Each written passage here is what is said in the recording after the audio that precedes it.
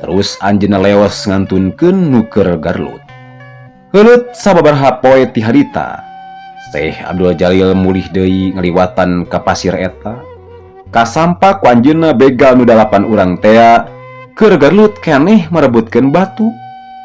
Maranehna ka tembong geus laleuleus ripuheun, barang Syekh Abdul Jalil sumping pok anjeunna sasauran.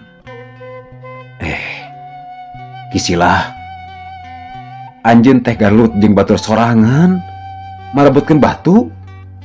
Cik Andika teh sing areling. Begal-begal teh areun Garlutna.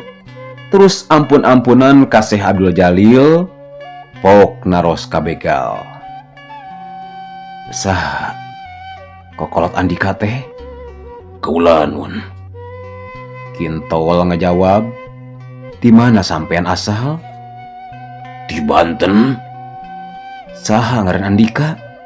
"Kaula nun entol Jawiria."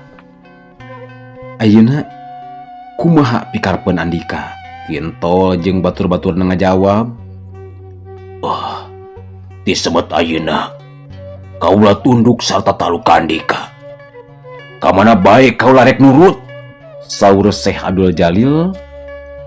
"Disamet ayeuna Andika kudu ngarobah adat kalakuan sarta kudu diajarkan agama Islam."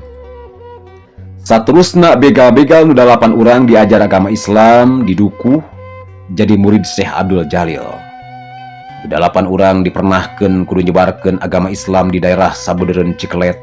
Sanggeus maraot aya nu dikuburkeun di sisi lebak Ciseundehan neulah nepi ka Kiwari disebut Eyang Seundehan.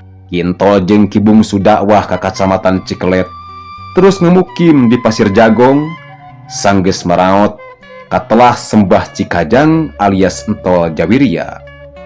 Sabab kuburanana aya di deket Cirah Lebak Cikajang nu ngamuara ka Cipalebuh deket Bojong Pamengpeuk. Harita ditinggal Ki entol Jawiria alias Sembah Cikajang jeung Eyang Bungsu nyaeta mangrupa ringgit emas 8 siki. Buk Eyang Bungsu teh panjangna 25 depa. Kitab kuno nu ditulis dina daun harasas jeung nu sejena ku gorombolan DTI nu dipingpin ku Haji Zainal Arifin dirampas dina tahun 50-an. Ari batu nu dialungkeun ku Syekh Abdul Jalil teh terus ditancapkeun di pasir tonggoheun SMP Negeri Cisompet sarta nepi ka Kiwari masih aya keneh sakumaha disebutkeun di luhur. Neulah nepi ka ayeuna disebut Batu Tugu. Cak.